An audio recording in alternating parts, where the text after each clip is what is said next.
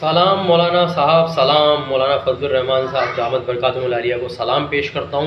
اور ان کے مخالفین کو صرف ایک بات کہنا چاہتا ہوں کہ دیکھو بھائی، آپ لوگ بڑی مخالفت کرتے رہو ان کی، لیکن ان کی صحت پر کوئی اثر نہیں پڑنے والا۔ الحمدللہ بہت بڑی شخصیت ہیں، پوری دنیا کی اسلامی سیاست کے مرکز ہیں، ٹھیک ہے۔ اور آپ کو میں ایک مثال دے کے سمجھانا چاہتا ہوں کہ اگر آپ کے کسی کے باپ کو کوئی برا بھلا کہہ دے، رشتہ دار یا پڑوسی یا محلے والا، تو آپ لڑنے مرنے کے لیے تیار ہو جاتے ہو، جبکہ یہ آپ کے رشتے میں تو والد ہوتا ہے، والد ماجد ہوتا ہے،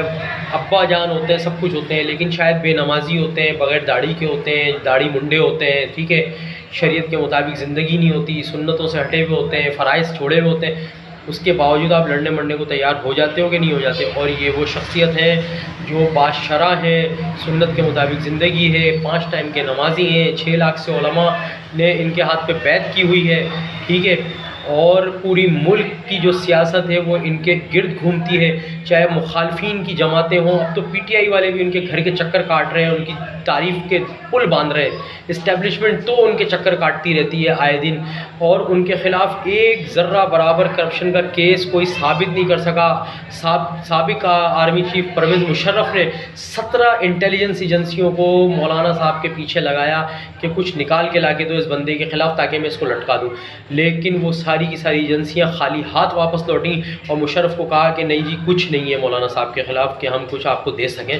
تو آپ ایسے بندے کے خلاف بولنے سے پہلے سوچ لیا کرو، صرف اور صرف مخالفت دینداری کی وجہ سے نہ کرو، اور حقیقتاً صرف اور صرف دینداری کی وجہ سے مخالفت کی جاتی ہے۔ جو لوگ دنیا دار ہیں وہ ایک دیندار کی مخالفت ہی کرتے ہوئے نظر آتے ہیں، اور جو لوگ جو ہے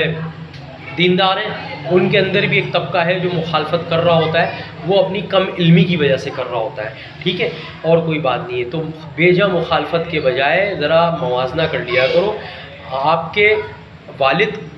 کا آپ ذرا سا جو ہے وہ ان کا برداشت نہیں کر سکتے، ان کے خلاف کوئی بات، تو اتنے بڑے عالم دین کے خلاف آپ اتنی گز بھر کی زبانیں نکال لیتے ہو۔ تو میرا تو یہی کہنا ہے، بڑے اکابرین کا کہنا ہے کہ جو لوگ علماء کے خلاف زبانیں نکالتے ہیں ان کی قبر کھود کے دیکھ لینا، ان کا منہ قبلے سے پھیر دیا جاتا ہے، ٹھیک ہے جی۔ تو ذرا احتیاط کریں، اور بہت زیادہ احتیاط کریں، ٹھیک ہے۔ السلام علیکم۔